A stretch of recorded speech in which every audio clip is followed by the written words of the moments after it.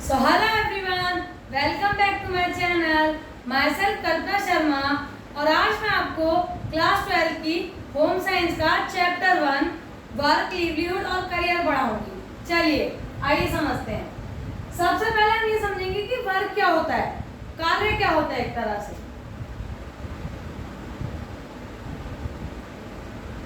चलिए, any activity which is perform for a specific purpose is called work. तो इसमें हमें ये चीज समझने वाली है। मैंने आपको बताया कि वर्क इसमें ये बताया कि एक ऐसा स्पेसिफिक पर्पस के लिए कोई कार्य किया गया हो, एक महत्वपूर्ण चीज के लिए कोई कार्य करा जा रहा है तो उसे कार्य कहते हैं। मान लीजिए मैं आपको एग्जांपल देती हूँ, जैसे कि बोर्ड है, सीबीएसई बोर्ड होता है, तो क्लास 12 और क्लास 10 के बच्चों का पर्पस क्या होता है पढ़ने का? पर्पस यही तो होता है ना, मतलब जब वो पढ़ रहे होते हैं 10th या 12th में, तो उनका पर्पस यही होता है ना कि हम बोर्ड में पास हो जाए या फिर अच्छे नंबर ले आए। तो वो जो पढ़ाई कर रहे हैं वो किसी पर्पस के लिए कर रहे हैं जिससे कि वो पास हो जाए, अच्छे नंबर लाए, तो उसी को कार्य कहते हैं। अभी आपको सिर्फ समझना है कि कार्य एक ऐसा वर्क होता है जो कोई स्पेसिफिक पर्पस या कुछ एम के लिए किया जाए, कोई गोल अचीव करने के लिए किया जाए। मान लीजिए जैसे मैंने आपको कहा कि आपको 1 घंटे में मुझे लर्न करके देना है, तो ये आप एक स्पेसिफिक पर्पस दे दिया ना कि तुम मुझे लर्न करके सुना दोगे तो तुम जा सकते हो। तो वही अगर वो तुम मुझे लर्न करके सुना दोगे और वही एक स्पेसिफिक पर्पस के लिए तुमने मुझे सुना दिया तो वही कार्य कहलाता है। इसलिए आप समझिए कार्य का मतलब ये है कोई एक पर्पस हो या उसका कोई एम हो, वो कार्य किया जा रहा है तो वो एक कार्य है सिर्फ। ओके, अब इसमें बताते हैं factor affecting the type of work undertaking by people. अब हम ये बताएंगे कि क्या क्या फैक्टर्स होते हैं जो अफेक्ट करते हैं हमारे वर्क को और कार्य को। चलिए, educational qualification. Educational qualification is most important. Most important क्यों? क्योंकि मेरी बात सुनिए, मैंने जैसे आपको बोला आपको ये लर्न करके देना है। अब ऐसे कट टू मैंने बोला एक 10th क्लास के बच्चे को एक 12th क्लास का मैंने क्वेश्चन दिया है, सॉल्व करने के लिए वो कर सकता है? नहीं, वो नहीं कर सकता क्योंकि अभी उसकी एजुकेशनल क्वालिफिकेशन नहीं है इतनी, वो कार्य करने में वो सहमत भी नहीं होगा, नहीं कर पाएगा वो ही। और कट टू वही क्वेश्चन 12th क्लास के बच्चे को दूं तो वो हैंड टू हैंड सॉल्व करके दे देगा। क्यों? क्योंकि वो उसकी एजुकेशनल क्वालिफिकेशन है इतनी, उसका जो एजुकेशन लेवल है वो इतना है कि वो सॉल्व कर सकता है। इससे ही एजुकेशनल क्वालिफिकेशन बहुत इफेक्ट पड़ती है हमारे वर्क पर। एज मैंने आपको बताई, एज भी यही मान लीजिए जैसे कि मैंने आपको एक कॉलेज का कोई क्वेश्चन है वो मैं आपसे पूछती हूँ और आपकी एज है मान लीजिए 15 एज का बच्चा 9th या 10th में होता है, तो अब 9th 10th के बच्चे से जो 15 साल का है तो उससे अगर मैं कॉलेज का कोई क्वेश्चन पूछूंगी तो क्या वो मुझे बता पाएगा? नहीं। क्यों नहीं बता पाएगा? उसके पीछे रीजन क्या है? क्योंकि वो इतना कैपेबल नहीं है, अभी उसने इतनी एजुकेशन ली नहीं है कि वो इतना कैपेबल हो जाए कि मुझे वो कॉलेज के क्वेश्चन का आंसर दे दे। पर हाँ, कुछ समय के बाद, कुछ सालों के बाद जब वो कॉलेज में आएगा, हाँ तो अब वो मुझे बता सकता है। तो एज भी बहुत मैटर करती है वर्क पे। Okay, health status. Health status के मान लीजिए, देखिए एक क्वेश्चन मैंने पूछा एक नॉर्मल बच्चे से, उसने मुझे आंसर दे दिया। अब मैंने एक वही क्वेश्चन कट टू एक स्पेशल नीड वाले बच्चे से पूछा जो थोड़े से मेंटली अनस्टेबल होते हैं और फिजिकली भी अनस्टेबल होते हैं। तो ऐसा नहीं है कि वो मुझे नहीं बता पाएगा, आंसर बता पाएगा, और उसका जो IQ लेवल है या फिर जो ब्रेन है उसको थोड़ा टाइम लगेगा समझने में, और मुझे कुछ इस तरीके से उसे पूछना पड़ेगा या इस तरीके से उसको समझाना पड़ेगा जिससे कि वो कैपेबल हो सके वो आंसर देने में। तो इससे पता लगता है कि हमारा जो हेल्थ स्टेटस है, अगर कोई थोड़ा मेंटली अनस्टेबल है तो वो उसका जो IQ लेवल है या ब्रेन है वो इतना काम नहीं कर सकता in comparison to normal. Okay, access to opportunities. Access to opportunities का मतलब है कि मान लीजिए एक क्वेश्चन पूछा है मैंने किसी बच्चे से, उसने मुझे उसका आंसर दे दिया, ठीक है। अब मैंने एक बच्चे को, मुझे पता है कि इसे आता है पर मैं उसे नहीं पूछ रही, तो मैंने क्या करा, उसे अपॉर्चुनिटी नहीं दी उसे एक्सप्रेस करने की। और मान लीजिए एक जैसे बैक बेंचर है, क्या पता उस क्वेश्चन का आंसर उसे भी आता हो, पर मैंने उसे क्या नहीं दी, अपॉर्चुनिटी। मुझे लगा कि इसे नहीं आता होगा। तो बहुत ज़रूरी है कि बच्चों को अपॉर्चुनिटी मिले जिससे कि वो वर्क का जो हमारा कार्य है उसमें एफिशिएंसी आती रहे और कार्य वो अच्छे से कर सके। उसके बाद अब एम क्या होती है वर्क की, जो एम वर्क होता है वो किस लिए किया जाता है, उसका उद्देश्य क्या होता है, उसका ऑब्जेक्टिव क्या होता है वो समझेंगे। Generally work is done to acquire money, meet family requirements. आपने जनरली यही देखा होगा कि कोई कार्य कर रहा है, जैसे मान लीजिए कोई एक फैक्ट्री में काम कर रहा है, लेबर है, ठीक है, तो वो किस लिए कार्य कर रहा है, वो कार्य यही तो कर रहा है ना कि वो अपनी जो भी उसकी नीड्स हैं, उसकी फैमिली की नीड्स हैं, वो पूरी कर सके थ्रू द मनी, जिससे कि वो पैसे कमा के उनकी जो भी परेशानियां हैं या फिर जो भी रिक्वायरमेंट्स हैं उन्हें फुलफिल कर सके, इसलिए हम कार्य करते हैं। जनरली तो आपने देखा होगा कार्य इसलिए करा जाता है जिससे कि हम कुछ एक्वायर मनी कर सके और through this we can complete the requirements of our family. Okay, उसके बाद work is also done to develop identity self esteem. तो देखो मैंने आपको बताया वर्क डन का पहला एम तो यही होता है कि हम अपनी जो भी फैमिली की रिक्वायरमेंट है उसे फुलफिल कर सके।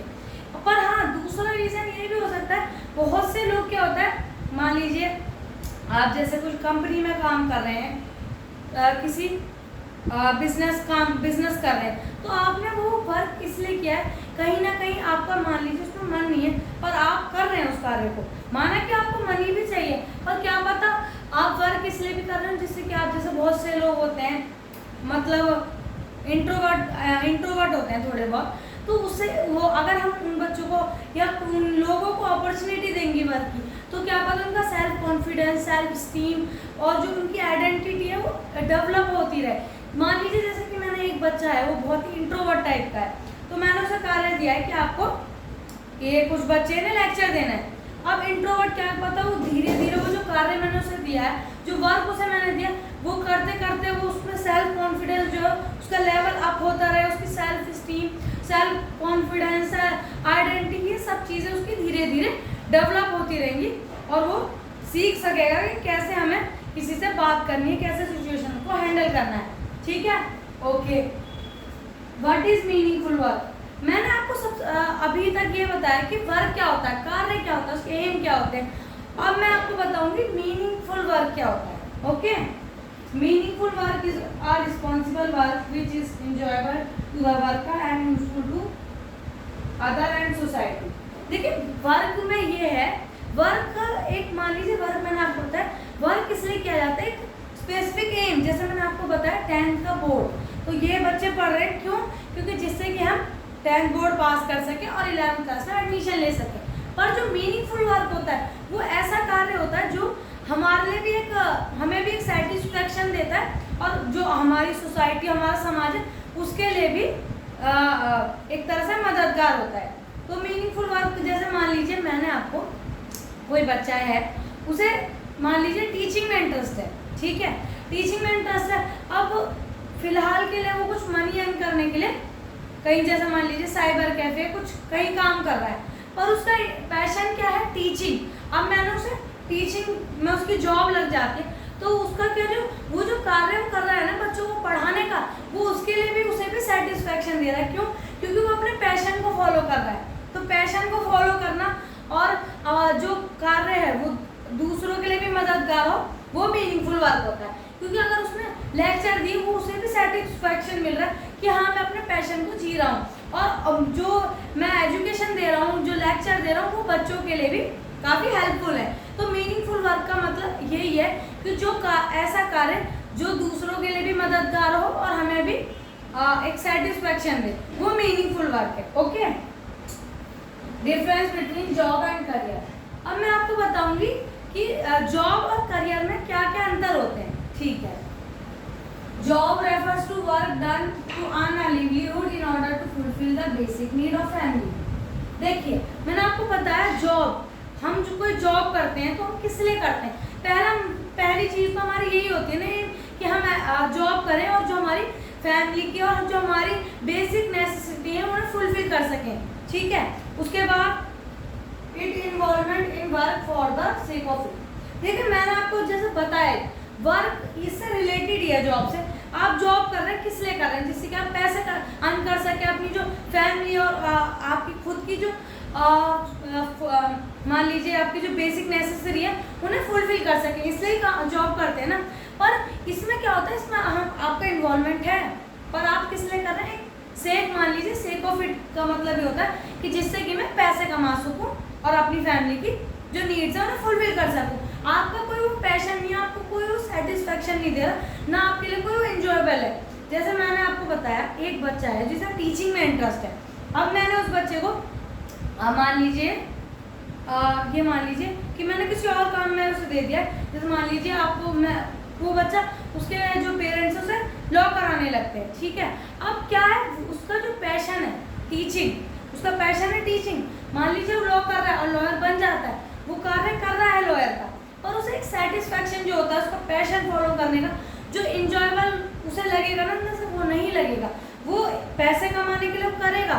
मान लीजिए बहुत सारे बच्चे होते हैं कॉलेज में पढ़ रहे होते हैं, अदर वर्क भी कर रहे होते हैं, क्यों? उनका वो पैशन नहीं होता जिससे कि वो पैसे अर्न कर सके और अपनी जो बेसिक नेसेसरी है उन्हें फुलफिल कर सके। इसीलिए ही मैंने आपको बताया, जो जॉब है, हम जॉब करते तो है, उसमें हमारा इन्वॉल्वमेंट इसलिए होता है जिससे कि हम पैसे अर्न कर सकें। ये इसलिए नहीं क्योंकि हमारा पैशन नहीं है, उसमें हमारे एक तरह से पूरा एक हम इंजॉय, एक तरह से खुश होकर कार्य नहीं कर रहे होते, इसलिए कर रहे होते हैं कि जिससे हमें पैसे मिल जाए, ठीक है। अब मैं आपको बताऊंगी करियर। करियर इससे अलग कैसे होता है। Career is a broader term that jobs as it refers to working constantly on a chosen path. It is driven by a deep desire to excel, a passion to grow, develop and prove oneself in his field of work.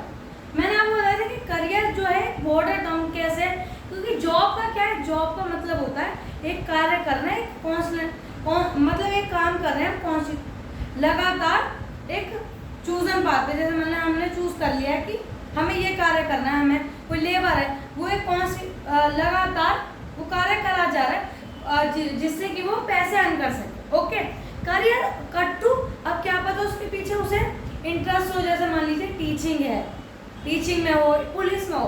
अब उसका क्या है, career जो है, passion जो है उसका, जो उसका मन है कार्य करने का, वो पुलिस ऑफिसर बनने का। तो अब करियर का मतलब है जो हम कार्य करें, ऐसा कार्य जिससे हमारी जो आइडेंटिटी है, सेल्फ कॉन्फिडेंस है और जो हमारा सेटिस्फेक्शन है, जो हमें सेटिस्फेक्शन मिलेगा, वो होता है करियर। मान लीजिए अब वो लेबर जो है कट्टू पुलिस ऑफिसर बन जाता है। अब जब वो काम करेगा ना, उससे उसका सेल्फ कॉन्फिडेंस और जो सेल्फ स्टीम है, ये सारी चीज़ें तो डेवलप होंगी, पर जो उसे जॉब सेटिस्फेक्शन वहाँ नहीं मिल रहा था, वो यहाँ पर मिलेगा जॉब सेटिस्फेक्शन, जिससे कि हाँ उसे वो लगेगा कि मैं हाँ अपने पैशन को फॉलो भी कर रहा हूँ और पैसे भी कमा रहा हूँ। इसे ही बोलते हैं करियर।